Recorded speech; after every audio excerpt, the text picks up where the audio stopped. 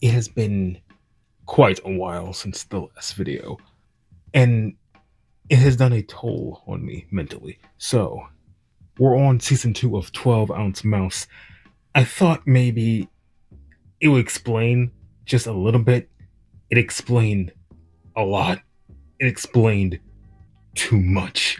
I can't put into words my previous theory about this whole world being fake and everything. It.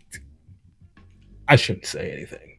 Instead, I'll just lay it out for you, as I done before. Now, before we tackle season 2, first I must assess the special online episode titled Enter the Sandmouse. What I hope to get out of this is something here that can help flesh out this fake world Fitz finds himself in. So, what can we gather in these 6 minutes? Nothing really. What happened was Golden Joe was kidnapped by a bird. Peanut suddenly evaporated to be just gone. Fitz and Skillet encounter a she-wolf of some kind. Only things to note is that she mentions rectangular businessmen. How he got caught up with someone named Cinnamon. Something about angels were mentioned. In the end, She-Wolf asks Fitz to kill her before she transforms, and then the special ends. Nothing really happens here. Perhaps this is a timeline where they flee Shark's party, but then why isn't I here? I don't know. Could this be an alternate time Fitz thought of when he was unconscious at the party? We had one dream with his deceased slash missing wife. This one is where he saved all his friends, everyone besides I. We don't know yet. But anyway, on to the actual show. In season 2, episode 2, Fitz and his friends are in the desert after escaping Shark's party. After some light debauchery, Fitz looks at the sky. He sees stars in the shape of an oval. And suddenly they remind him of the aspirin. In the next scene, Rooster is still in the web with Spider, but one thing he said piqued something. That the spider knows him. But that's not even the best scene. Liquor and businessmen are talking in his bar. It's clear these two have some rivalry, as there's some hostility between them. After insulting businessmen for the last time, he tries to kill Liquor with his mind, but Liquor pulls out a button and he freezes him in place. Same thing with Man-Woman. Peanut comes in, Liquor tries to freeze him, but it didn't work. And then, Peanut killed Liquor. But he didn't. It was all a ploy to fool Shark and businessman. Golden Joe teleports with Eye's leg. Clearly, this was all a plan. Back with Rooster, he talks about Muff yet again in Q109. One thing that stuck with me. How Muff told Rooster that this organization was out to kill him. After he told him he wanted to quit. Just like Fitz. Could Muff be a part of the same business? There is a high chance considering that they came after Muff just like Fitz. But Muff was expendable, so they killed him. Fitz arrives at Liquor's store with Eye. Before they could reattach it, Liquor shows them that Eye has a twin brother. Why is this news to us now? I don't know. Oh yeah, Shark and businessman drive around in his car after the successful kill of Liquor. At the bar, Joe and Peanut are having drinks when suddenly someone pays them a visit. The Hand. In episode 3, Spider drags Rooster to a cave. He pulls out a piano and starts playing. While doing this, music notes manifest and take life.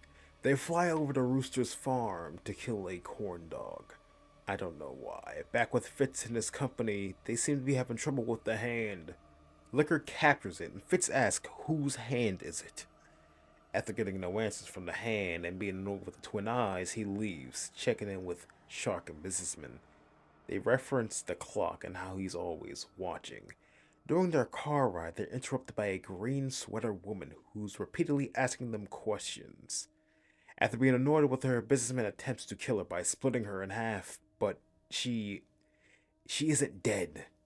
Fitz takes the skateboard to Rooster's farm, and they are attacked by the music notes. After retreating to Rooster's basement, they see that he has enough weapons to end a war or invade a town. And when we get back to Rooster, something happens. He has a revelation. He knows the spider. In episode 4, well, nothing much happens in this episode. Fitz and Skillet stumble upon Rooster's weapon cache. They stumble upon the chest. Inside is a map and a clock with the time 2:22. Fitz also sees the corn dog that led him to Rooster's farm, dismantled on the table. The music notes realize they're in the basement, so they take Rooster's rocket with the guns and fly off. That was just the opening of the show. The rest of it is Shark trying to fix his car, and Businessman contemplating buying a harmonica. I guess I can mention that after the credits, the show adds these little Easter eggs, sometimes harmless, sometimes creepy. One message we have here is the text that's backwards. Reversing it gives us the phrase, rules are the rules. In episode 5, Fitz and Skillet launches into space, and this is the first time we've seen the world from a third-person perspective. However, the world looks gray. There's no color at all, as if it's a placeholder, something to fill in the space. Not soon after they crash land into a building, Rooster and Spider are hanging out in the cave. When Rooster receives a distress call that his farm has been torched and destroyed, so he decided to pull out his ultimate weapon, a corn dog droid whose sole purpose is to destroy this town. So Rhoda was right. Rooster is a dangerous man. Shark talks to Businessman about the meeting with the clock. Businessman wants out of this. Perhaps he did something that angered him. We don't know. Maybe he's planning on attacking the clock. Who knows? Green Sweater Woman goes to Fitz and Skillet, and Skillet turns her into the Terminator. Fitz puts the alarm clock that he grabbed from Rooster's chest into a slot. It opens, revealing every piece of clothing that Fitz has ever worn. And finally, Liquor is doing stand-up to keep the eyes entertained. After his comedy act goes nowhere, he goes into the back rooms and talks to the Shadow Man. He knows. He must have known about the letter. When I mentions that someone sounds mad, the twin pulls out a gun. We're only 5 episodes in, out of 13. Already I feel like I'm going insane. In episode 6, nothing happens. It's just a music video, creators sticking around and B-roll. The only thing that happens is that Peanut finds a fireman's hat and a fire truck. In episode 7, Businessman talks to the clock about the plan and how he won't fail this plan like Shark did. After this meeting, the clock leaves. Peanut picks up Liquor in his fire truck and they go for a drive. This was for Peanut so he can go and get more booze. So Liquor takes the fire truck and drives to the tower Fitz is at. Inside the tower, Fitz and Skillet are eating and discussing the world's bizarre architect. One thing that catches their eye is a tunnel that leads to somewhere. During his binge of alcohol, he gets hit with a tranquilizer. However, since Peanut takes drugs daily, they have no effect. A trapdoor opens and inside, there he stands. The Shadow Man. Real quick in case I forget. The hand breaks out of the jar, and Pronto steals a golden medallion. In the camera room, Shark and Businessman are discussing their sudden betrayal from someone. However, this conversation spirals into something else that made me lose my mind as they start talking about choosing who they are. Like, Shark chose to be a shark, and Businessman chose to be a square or rectangle. It's like they're talking about avatars. Not just that, but Rooster. Rooster and Spider finally make it to their lair of the corn droid. However, it can't be activated by Rooster because he's missing his hand. The hand that's been on the move is Rooster's hand. But who severed it? In episode 8, this is one of the biggest info dumps we've been given by the show in this season at all. A lot to unpack here with little time to waste, and the best part, my previous theory may have been correct. To start, Pronto was hunting down the hand, perhaps maybe to atone or make up for his betrayal against Shark and businessman. However, the hand was too fast. To hide from Pronto, the hand buries himself inside the producer's head and controls him from the inside to get the fits. With Shark and businessman, he shows off his grandfather's gun from the Meat Wars. In the last episode, Fitz mentions the same war, yet we don't know how or why it happened. They tried searching for Fitz at the gas station, but only found his previous wreckage. Not only that, they saw this civilian reciting the alphabet incorrectly, breaking down. They dropped the ball with this next segment. They mention the program as if this whole world is a programmed simulation. These people, they were programmed to act like this. It's all coming together. It's all coming together. And one person confirmed all of this for me was Peanut. In this scene, Golden Joe shows him the photo of the twin eyeballs. And he says this. It means that the code is unstable, and it's cloning itself in a bad way. It's never good. In the tower with Fitz, Liquor brings up the thing about dreams. And when he goes to sleep, we see his dream. He is standing over a grave, saying how this person tried the hardest, and every time he talked to it, it responded back with a rumble. We're not done because we get more lore. In one scene that's broken off from the main storyline is a guitar amp. Inside are tubes that are talking to each other. Their conversation is about the husband not quitting his job, just like Fitz. I believe this conversation in this guitar amp is Fitz and his wife, the exact one she told him to quit. He refused because they would kill him and her too. Almost like what happened at his birthday party.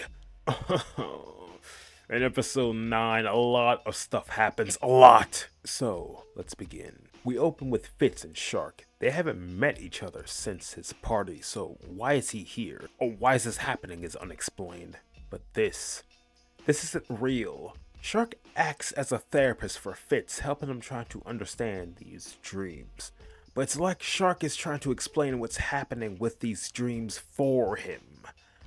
Shark offers Fitz some aspirin, causing him to spaz out. He thinks back to the stars in the shape of an oval. As it turns out, it was the shape of the aspirin.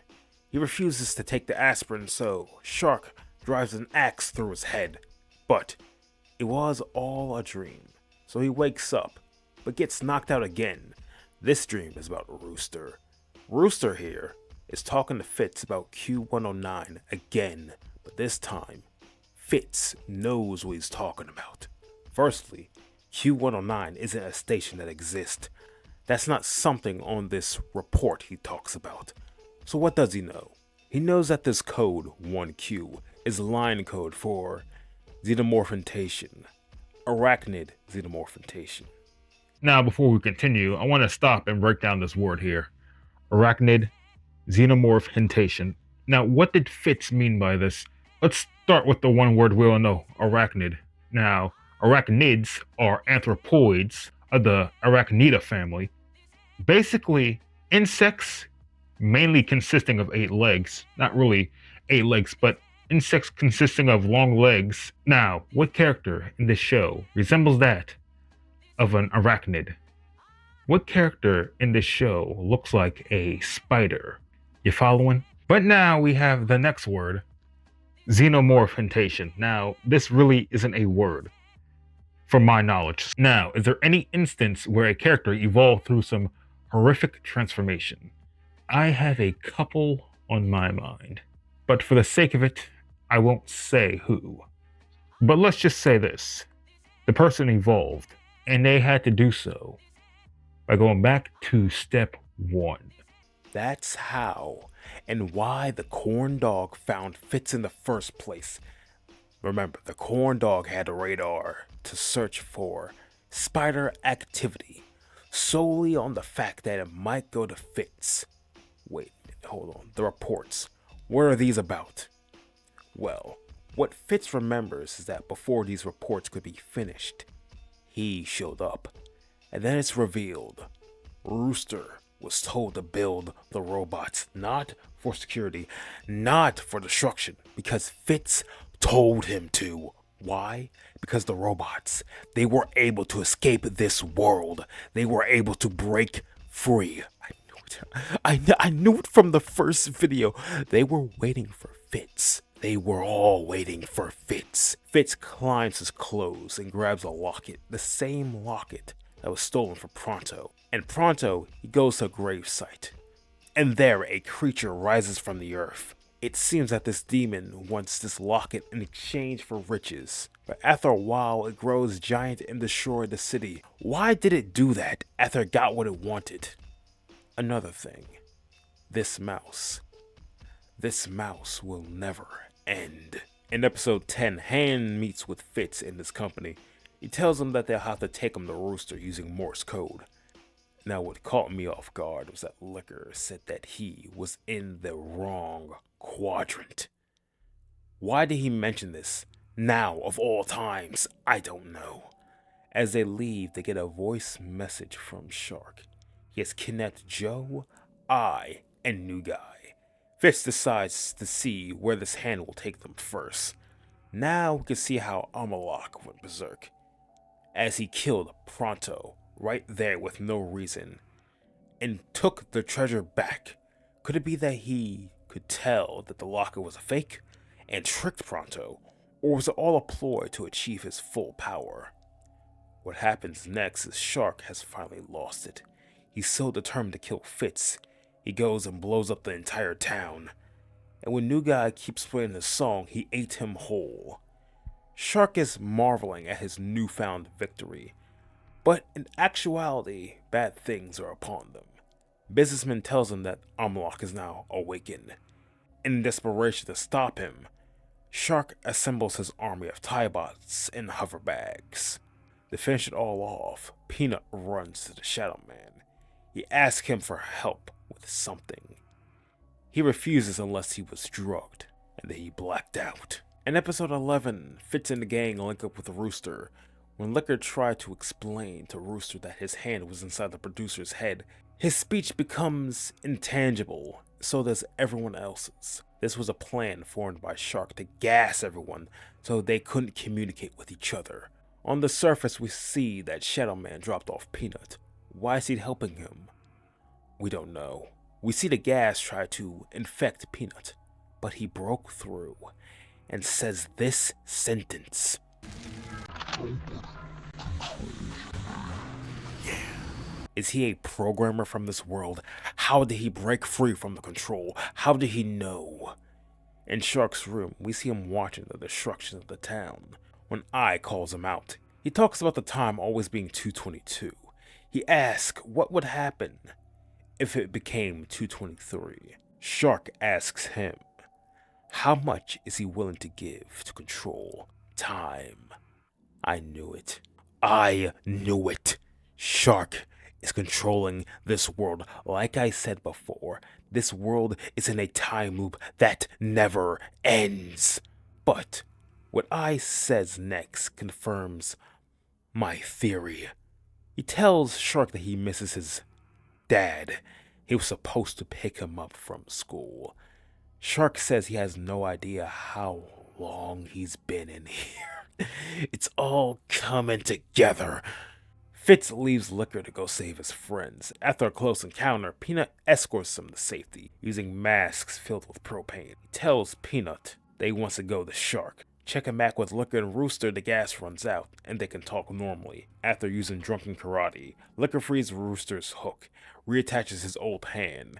Now he could finally activate the corn droid. Just 2 more episodes left. In episode 12, Fitz and the gang find Shark and raid his office. They kill the evil eye and then Shark. However, New Guy's in bad shape, so they must rush him to the river for some reason. One thing that Fitz can't understand is that the clock is not here. He asks Joe where it went, but he has no answer. So they leave in Shark's aircraft. On the surface, Liquor overlooks the corn droid. When he climbs down to talk to Rooster, his eyes are blanked out. He doesn't move. And then Liquor meets a flying blue spear, and we are finally introduced to Muff. Muff tells him that Rooster isn't here anymore. He made it out. So, where did Muff come from, and why did Rooster fade away? Could it be that Muff was hiding his soul in Rooster to avoid being spotted by Shark and Businessman? What did he mean when he said Rooster made it out? Is he in the real world now? Was waking up Corn Droid necessary for his escape? That's why Fitz told him to build the robots. They were the key to leaving this Stop. Businessman retreats to his penthouse. There he talks to the Shadow Man. He explains that everything that happened is going according to plan. What plan? In the end, Businessman uses his powers to melt Shadowman into this goo and trapped him in a jar. One thing that kept going on about was the aspirin, and in the next scene, Fitz talks about the aspirin. I don't know what it is, and I don't know what it means. Fitz tried to outrun the TIE bots and the hoverbags. While doing so, Businessman attacked from behind. Skillet tried to throw him off, but unfortunately met his untimely end. Same for the Businessman, as Amlok destroyed his aircraft, but doing so led to the jar housing the Shadow Man being free. In episode 13, the season finale, all the answers get revealed, or just some of them. After the death of his friend Skillet, Fitz goes to sulk in a diner that still stands. Inside is a pinball machine. He doesn't understand the words or anything about it, but he keeps playing, almost like a metaphor. Then he's visited by a spirit, not Muff, but one named Archaeus. This spirit tells him, what is he doing? He responds, but then he asks, how did she know his name? She says she always knew. We all knew your name. Archaeus tells him to give up the fight. He doesn't understand what this means. She reveals that his family's still alive. And all these lies were manifested from Businessman. After telling him that Skillet needs him, he snaps. And suddenly we're in space. We see the solar system. We arrive at the Earth. And we zoom in on a mushroom. What happens next is something I cannot comprehend. We see Shark and Businessman in their human form. It's real. Everything I said before, it was all real. They had Fitz hooked up to this machine and keeping him alive for some reason, but their plan is falling apart. He's starting to wake up. In the next shot, we see I in his human form. It's real. It's been real the whole time. The green sweater woman, she wasn't just some random person they found on the street in episode 3. In real life, she was the nurse. She was the one sedating Fitz. That's why they caught on. That's why Businessman tried to kill her in the fake world. Fearing that Fitz might wake up, Businessman tells the nurse to sedate him, but the dosage might kill him. The nurse leaves, but runs into human Peanut. He knew. He knew this whole time. Was that the reason why he was intoxicated? That's it. That's it. He realized if his mind was sober, Businessman could control him. That's why he always smoked. That's why he told Joe to never stop drinking. That's the only way to break their programming. They arm themselves to go back and kill Shark and Businessman. They take aim and kill them both. The nurse asks Peanut to contact the new angel. Wait a minute. The special. Oh my. Let's finish this first. Before waking up in the fake world, one thing of great importance happens. The clock finally moved. Now in the fake world, Fitz wakes up. Peanut and Joe are there to meet him. Skillet is alive, but there's no one left in the town. Everyone is gone, with nothing left and nowhere to go. They leave. They finally leave this town. All seems well. But the Shadow Man lives on. With everything we know, with everything we experienced and saw, we can finally rebuild this theory. Perhaps we can uncover the real mystery of this world. So, the timeline now goes as follows. Fitz, Rooster, Liquor, and Peanut, they all worked for this company, presumably ran by shark and businessmen. This company strived on both alternate realities and manifesting memories, with Fitz being the brains of this operation. During this development, shark and businessmen decided to branch out on their research and manipulate time itself. They were already playing God, so they chose to go all the way. This test needed test subjects, so they need to plan out. They decided to use their own team as guinea pigs for this. Not only that, but they need to create fake people to see how they would react with the test subjects. First, they kidnapped I and turned him into this avatar. After that, they created fake characters that would make no sense and seem to be cobbled together. All of this was to test their new world. Fitz must have caught wind of this plan, so he pulled Rooster aside and told him to build robots. These robots were the key to breaking free. Sometime later, an employee named Muff wanted out of this estranged business. Unfortunately, they wouldn't let him leave, and so they sealed him away permanently. Shark and businessmen locked him away in this simulation, but Muff found a way out. He hid himself inside something or someone, and when the moment was right, he fled. Days go by and more of the employees were thrown in. Fitz, realizing that he was next, consulted with his wife about this. She tells him to quit, but he knows it won't be that easy. And that's when he was grabbed and forced into the simulation. They wiped his memory so that he could remember. This, everything, everyone has been pre-selected for him. He tries to drink to break this system, but all of his efforts are futile. Fitz running in the Rooster wasn't a part of their plan. However, he knew what Fitz was capable of. After all, he was waiting for him to give the signal to level this town. As days go by in this fake world, in the real world, Fitz has been imagining all of this. Amalok wasn't real. The Tiebags, hoverbags, they weren't real. It was all a ploy to get Fitz to act.